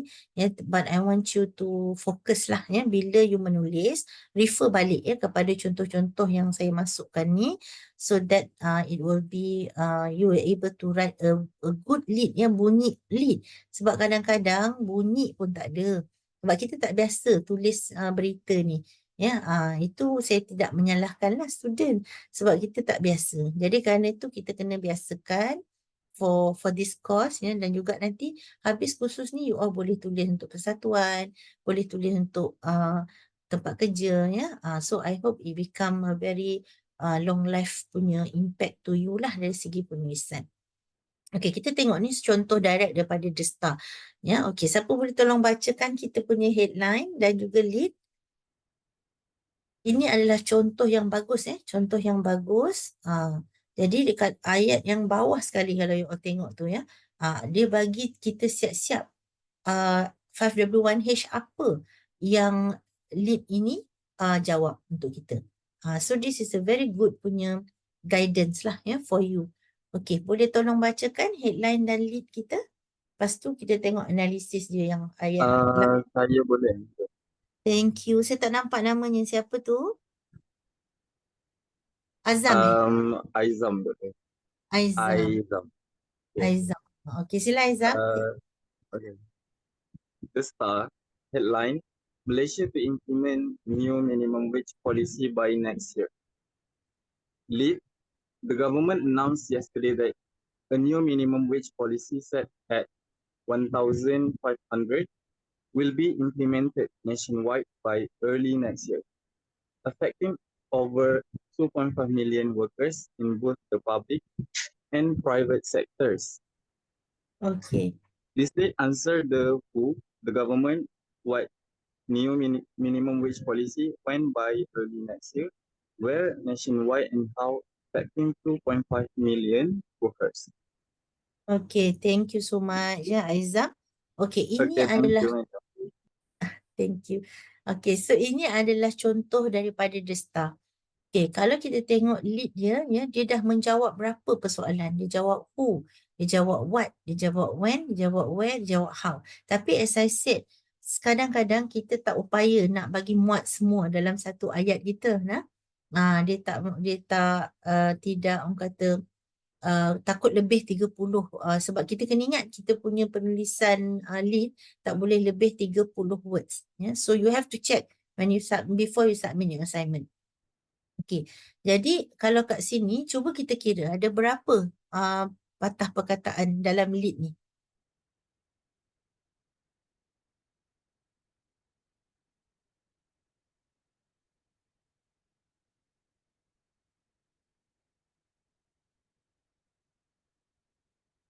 Okey, kalau English ya, kalau English you all tak perlu kira dengan the ya.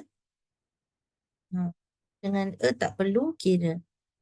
So kalau nama kementerian yang panjang je saya sebut tadi itu dikira satu. Okay, so lead ini dikira lead yang bagus tetapi nampak dia panjang sikit lah. Cuma dia still kalau kita buang the dengan dia tidak melebihi 30. Tapi what I want to say here is kalau kita tengok yang last ya, this lead answers apa ya, so nampak kat situ lead ni memang jenis summary lead lah ya, dia summarize everything compactly ya, kurang daripada 30 perkataan. Lepas tu again kita kena tengok lead kita ada link ke tidak dengan headline. Headline ada link ke tidak dengan lead. Okay, so kat sini kita boleh nampak headline dia Malaysia to implement new minimum wage policy by next year. Okay, benda yang sama kita akan jumpa dalam lead dan akan more elaborated dalam lead. So ini kaedah dia untuk you all training ya, train yourself untuk menulis headline macam ni rupa, lead macam ni, and this is what we call summary lead. Okay, saya harap jelas ya. Okay, kita tengok NST punya contoh. Okay, NST kita tengok yang bawah sekali dulu, ayat yang last ya, analisisnya. Okay, dia menjawab apa? Ya, summary lead ni menjawab what? Menjawab where, menjawab when, dan juga menjawab why. Dia menjawab daripada 5W1H ada 6 ya persoalan, 4 dah jawab dekat sini. Itu maksudnya. Okay. So your assignment nanti pun perlu macam ni lah. Ya, perlu macam ni. Supaya lead tu memang saya nampak itu adalah summary lead. Ya, dan bukan laporan kepada HEP. Okay. So ada yang boleh bacakan kita NST? Silakan headline, lead dan juga the analysis.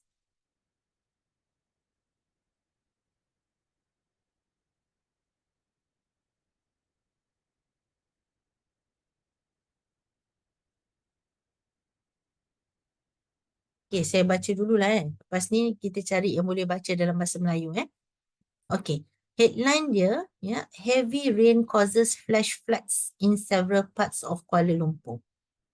Okay, so the main thing kat sini adalah heavy rain causes flash floods. Itu adalah angle Okay. Jadi lead dia ya, kita tengok several areas in Kuala Lumpur were hit by flash floods yesterday following hours of heavy rain, leaving dozens of vehicles stranded and disrupting travel flow in major parts of the city. Jadi headline dah bagi kita heavy rain causes flash flood. Dan juga kita tahu berlaku di Kuala Lumpur. Tapi lead banyak lagi benda kita tahu. Ya, sebabnya disebabkan oleh berjam-jam punya heavy rain. Ya, dan lepas tu efek dia apa? Banyak vehicle stranded dan juga traffic flow pun problem lah di Kuala Lumpur. So banyak cerita, banyak perkara kita mampu tulis ya dengan hanya beberapa kata tak sampai 30 patah perkataan. Itu kekuatan news writing.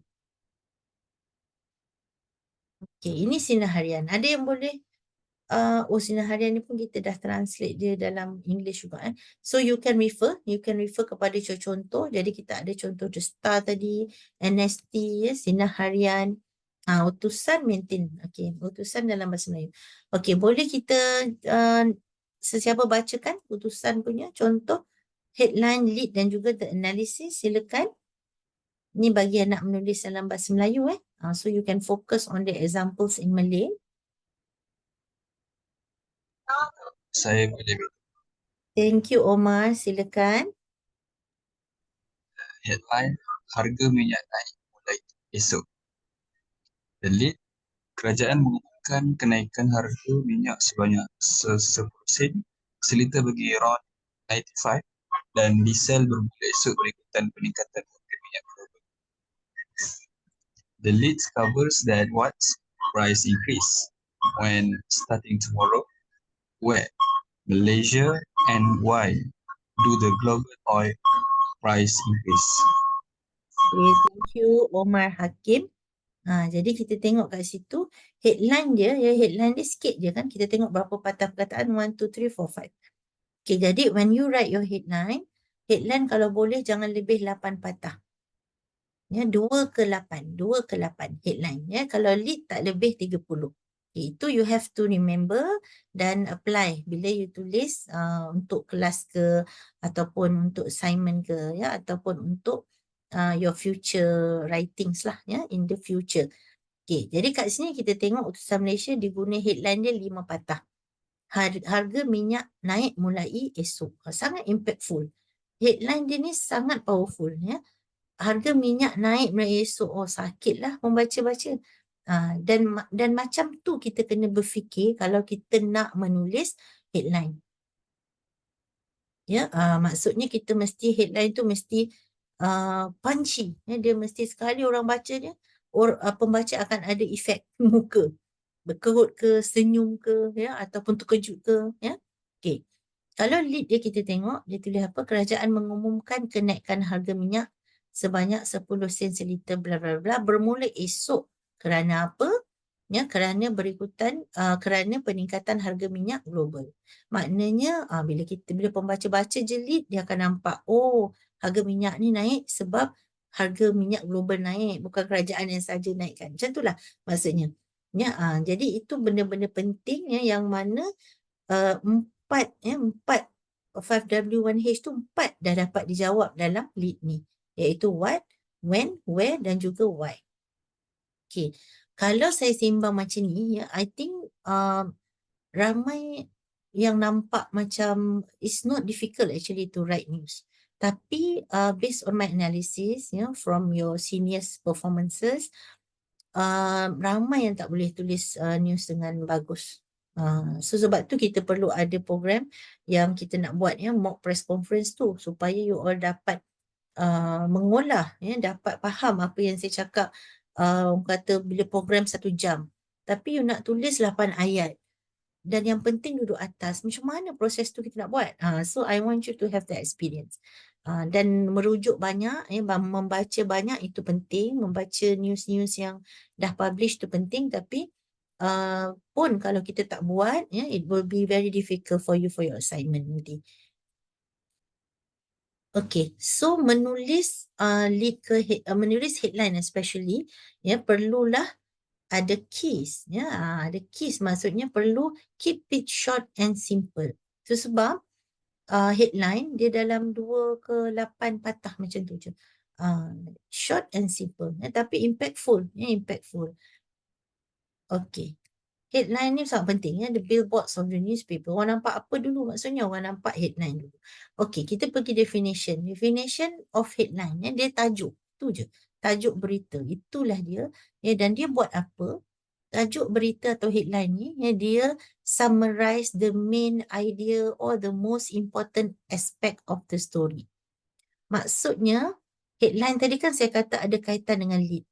Dalam lead atau sebelum kita menulis lead, kita perlu ada angle. Tak ada angle, tak boleh tulis lead.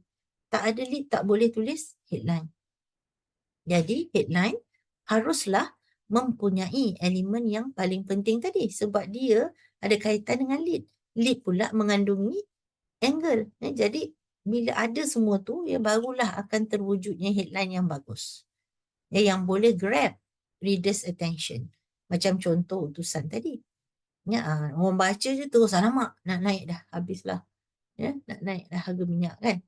And then headlines, typically it is short, direct, and crafted to entice readers. Menarik perhatian reader to continue reading the article until the end. Okay, to function dan juga definition headline. Okay, characteristics. Ini I go very, very fast. Mesti jelas. Tak boleh ambiguity, tak boleh ambiguous. Tak boleh tak clear apa dia. Tak boleh. Mesti jelas. Kena ringkas. Brevity. It should be concise. Sebab tu 2 hingga 8 perkataan. Perlu accurate. Accurate reflect the content. Accuracy apa? Untuk memastikan ketepatan dari segi apa yang ada dalam isi berita, itulah yang digambarkan dalam headline. Apa yang berlaku kalau isi lain, headline lain? Itu adalah penulisan berita yang tidak beretika. So I don't want you to fall into that group. Jadi make sure when you submit your assignment, accuracy ni penting. Bila saya baca, saya nampak, oh ini cerita dia. Oh no wonder headline dia macam ni. Bagus. Okay. And then headline juga, characteristics of effective headline, ada engagement. Engagement ni apa? Maknanya bila orang baca je, membaca-baca je, dia rasa tertarik, dia rasa enticed by what is being written. Kalau dia baca tak ada perasaan headline tu, maknanya the headline maybe not so effective lah, maksud dia. Okay, ini contoh-contoh. Ini kita dah tengok contoh tadi. But I bring a lot of examples supaya melekat dalam fikiran kita. Bila kita menulis nanti, kita cubalah menulis macam ni juga. Okay, contoh in the headline. Okay, tajuk headline dia adalah Government Announces New Education Policy. Jadi, apa yang pembaca akan nampak, dia akan nampak cepat dia nampak government. Sebab bila government announces, dia tahu, oh ini dari kerajaan. Ya. Dia nampak apa lagi? Dia nampak action, iaitu pengumuman yang dibuat oleh kerajaan tu. Ya. Announcing something itself is an action. Ya. Dan dia nampak topik. Maknanya dia nampak news ni cerita pasal apa? Cerita pasal new education policy. Jadi headline government announces new education policy is considered a good headline. Sebab bila orang nampak, bila membaca-baca je, government announces new education policy, oh kerajaan. Nak tahulah apa dia new education policy. So dia akan baca sampai habis ya, berita yang kita tulis. Okay. So headlines play a crucial role in journalism as they often determine whether readers will engage with the story or not. Maksudnya, reader akan terus membaca atau tidak banyak ditentukan oleh keberkesanan headline kita. Okey, beberapa contoh lainnya berita harian. Penurunan harga minyak. Ada titik bertindih 2. Ya, rakyat tarik nafas lega. Ya. You can use titik bertindih, tak ada masalah. Ya. Tapi jangan tulis berbunyi seperti jeda artikel. Ya. So kalau macam kes ni boleh ya, dan dia ada berapa patah kalau kita tengok. 1, 2, 3, 4, 5, 6, 7 patah perkataan. Still dalam tidak melebihi 8 lah. Ya. So kenapa contoh headline ini dikira efektif? Okay, tengok analisis. Because it combines the factual news, iaitu apa fakta penting dia. Fakta penting dia adalah penurunan harga minyak. Ya, itu yang paling penting kita nak bagi tahu pembaca sekarang. Okay, with the human element. Dia jadi menarik sebab ada fakta kat situ dan ada human element. Human element dia apa? Human element dia rakyat tarik nafas lega. So bila pembaca nampak ya, dia terus rasa akulah tu lega ya, harga minyak turun. So of course everybody feels relief ya, dan combination of facts ya, iaitu penurunan harga minyak dengan human element iaitu rakyat tarik nafas lega, dia menjadi satu combination headline yang baik.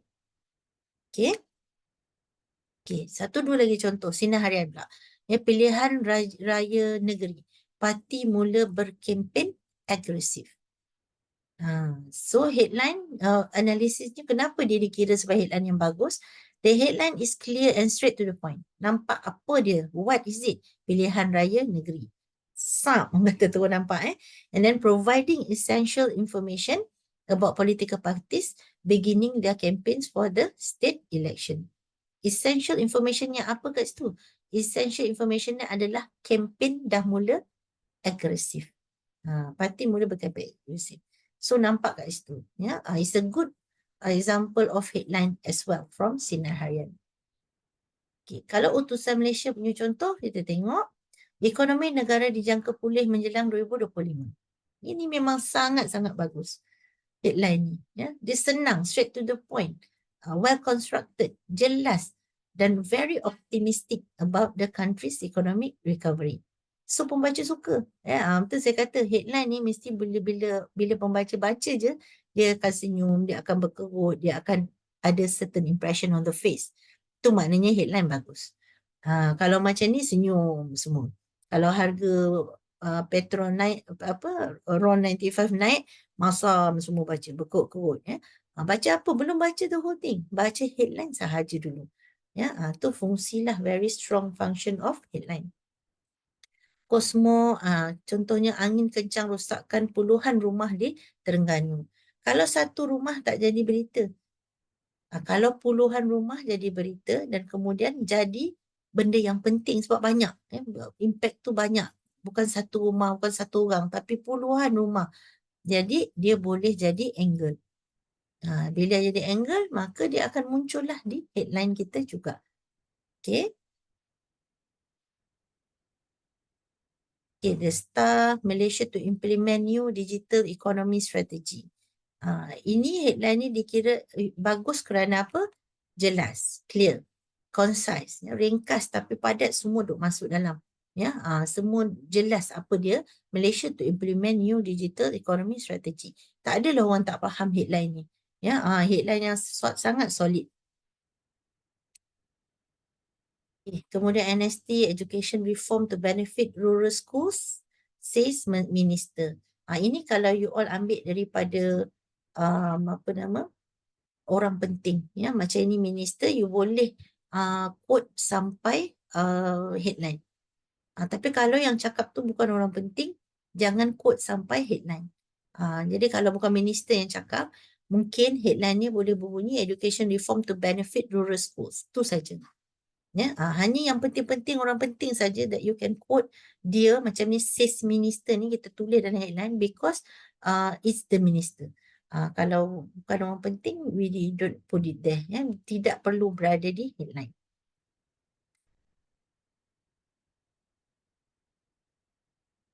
Okay, so I will go very fast as well untuk you all tangkap ya, sebab semua contoh kita dah bagi, BM, BI kita dah bagi, contoh dan perkaitannya antara lead dengan headline, angle apa semua. I hope it's clear ya for all of you. Okay, sekarang last, kalau you all nak menulis headline, generally daripada contoh tadi, mesti concise, jangan merapu. Jangan merapu, mesti concise tu until 8 sahaja, ya, ringkas dan padat. Kedua, if you write your headline in English, wajib guna present tense. Walaupun kisah tu, ya, berita tu semua past tense, benda dah berlaku, body of your news tu adalah past tense, headline mesti present tense. Ya, so yang ini saya nak ingatkan for your assignment. If you are writing in English, saya potong markah kalau you punya headline past tense. Okay, so mesti present tense for your headline. Dalam-dalam semua, the whole story of your news mesti past. Kalau program tu dah berlalu, ya. Kalau program tu in the future, maka will lah dia guna future tense lah. Okay, if in English, dalam headline tak ada tak ada and, tak ada the. Tu kena ingat, kita panggil tu article. So, omit article, buang article. Tidak ada article. Next, headline dalam English mesti guna strong verbs. Contoh, police arrest suspect in robbery.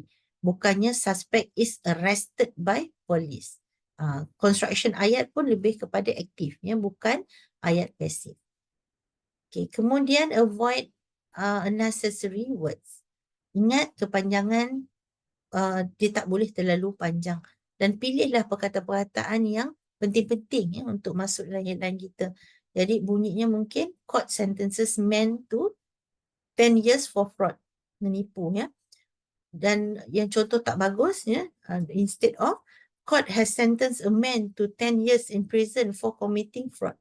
Maksud sama, ya, tapi ayat kedua tu adalah ayat, bukan headline. Ayat yang pertama, court sentences man to 10 years for fraud, itu adalah cara menulis headline yang buang perkataan-perkataan yang tak penting, ya. Okey, kemudian huruf besarkan proper nouns. Tetapi bukan every word. Ya, capitalize proper nouns but not every word. Contoh, new, tengok contoh tu. New law 2. Kalau tu, T tu huruf kecil. Ini penting, ya. Nanti you tulis assignment, headline tulis betul-betul. New law to affect, T bukan huruf, T dia tu bukan huruf besar. Okay, jadi capitalize proper noun sahaja. Bukan semua tu kita capitalizekan. Okay, kemudian guna nombor. Ya, dalam headline, kalau 5 orang, maka kita tulis 5 nombor. Bukan FIVE, ya. 5 dead in car accident. Okay, ini kena ingatlah, ya. Kena ingatkan sikit diri kita masa you semak sebelum submit assignment, check, ya. Kemudian use single quotation marks for quotes. So kadang-kadang ada quotation yang kita nak bawa ke headline, ya. Jadi kita gunakan, tengok tu contoh, major breakthrough in cancer research, says scientist. So major breakthrough tu adalah quotation. Jadi kita gunakan single quotation marks itu. Tengok sebelah M tu, kiri M tu kita guna single quotation, lepas breakthrough single quotation lagi, bukan double, ya, bukan double quotation. Ni perlu check. Kemudian avoid using abbreviations and jargon. So jangan kita tulis WHO, issues warning on virus. dalam headline kita. Ya, tidak boleh, ya, tak sesuai. Kita tulis penuh World Health Organization issues warning on virus. So dalam tu kita akan tulis balik World Health Organization dalam kurungan WHO dalam news, dalam story barulah guna WHO lepas tu. Tapi in the headline you have to use it in full first. Dan juga guna active voice. Jangan guna passive. Ya, saya harap you are aware of what passive active voice lah. Ya, so we go for active and not passive. Okay, so what else you should know about headline writing? Tadi yang you belajar tu menulis, ya, penulisan dia. So sekarang ni aspek-aspek lain ya, yang kita perlu tahu sikit. Pertama, when you write your headline, you have to know your audience. Sebab baru kita boleh construct headline. Ya. Okay, kemudian besides that you have to know if you write a headline for digital media, ya, kita kena tahu search engine optimization SEO, iaitu perkataan-perkataan apa yang orang selalu search. Kalau boleh biarlah perkataan tu ada dalam headline kita supaya bila orang search dia akan jumpa news kita tadi. Ya, okay. Dari segi ethics, ya, when you write your headline, ya, avoid sensationalism. Ya, jangan mensensasikan headline sampai dia tak ada kaitan dengan kita punya content. So ethically that's wrong. Ya. Kemudian respect sensitivity, ya, kalau dalam Malaysia 3R lah, ya, avoid something that will touch on race, ya, religion, ya. And also basically race and religion sangat sensitif lah, ya, kalau di Malaysia. Kemudian use headlines to shape your story. Ya, headline ni akan orang kata nampak macam saya tunjuk tadi kan. You nampak benda penting kat headline. Nampak benda penting yang sama juga ada dekat lead. Dan dia membentuk the whole story. Bila orang tak baca pun the whole story, baca headline je, dia dah tahu dah. Oh, ini bendanya yang cuba diperkatakan, ya, dalam news ni. Macam tu. Ya, and then focus on the most relevant element. Ini angle, ya, ini angle yang kita sebut tadi. Kemudian headline structure can vary by story type. Ini yang saya sebut tadi, ada lead yang sesuai untuk feature, ada lead yang sesuai untuk news. Ya. Jadi kita guna untuk news writing kita dan untuk submission adalah summary lead. Okay. Okay, thank you. Okay, so far saya stop dulu. Ada soalan? You guys are okay? Can follow? Boleh ya? Boleh, Doktor. Okay, boleh. Okay, thank you. Jadi saya harap semuanya dapat, ya, dapat poin-poin dia dan juga ada small assignment yang saya masukkan dalam goals, ya, so you can do that, ya, and also at the same time keep reading news supaya nampak, ya, apa yang saya cakap ni you boleh relate straight away. Jadi at least sehari baca satu news bahasa Melayu, satu news bahasa Inggeris pun, that one will be very helpful, ya, for your assignment and for your writing later. So itu dulu kelas, ya. So thank you so much kepada semua, ya. Ada 89 ya kat sini. Okay, so I will share again the recording, ya, for those who cannot attend. Ya, so insyaAllah kita jumpa minggu depan. Sihat-sihat selalu. I will see you again. Thank you kelas. Assalamualaikum warahmatullahi. Thank you, Doktor. Thank you, Doktor. Thank you, Doktor. Thank you, Doktor. Thank you, Doktor. Thank you, Thank you, Doktor. Thank you, Doktor.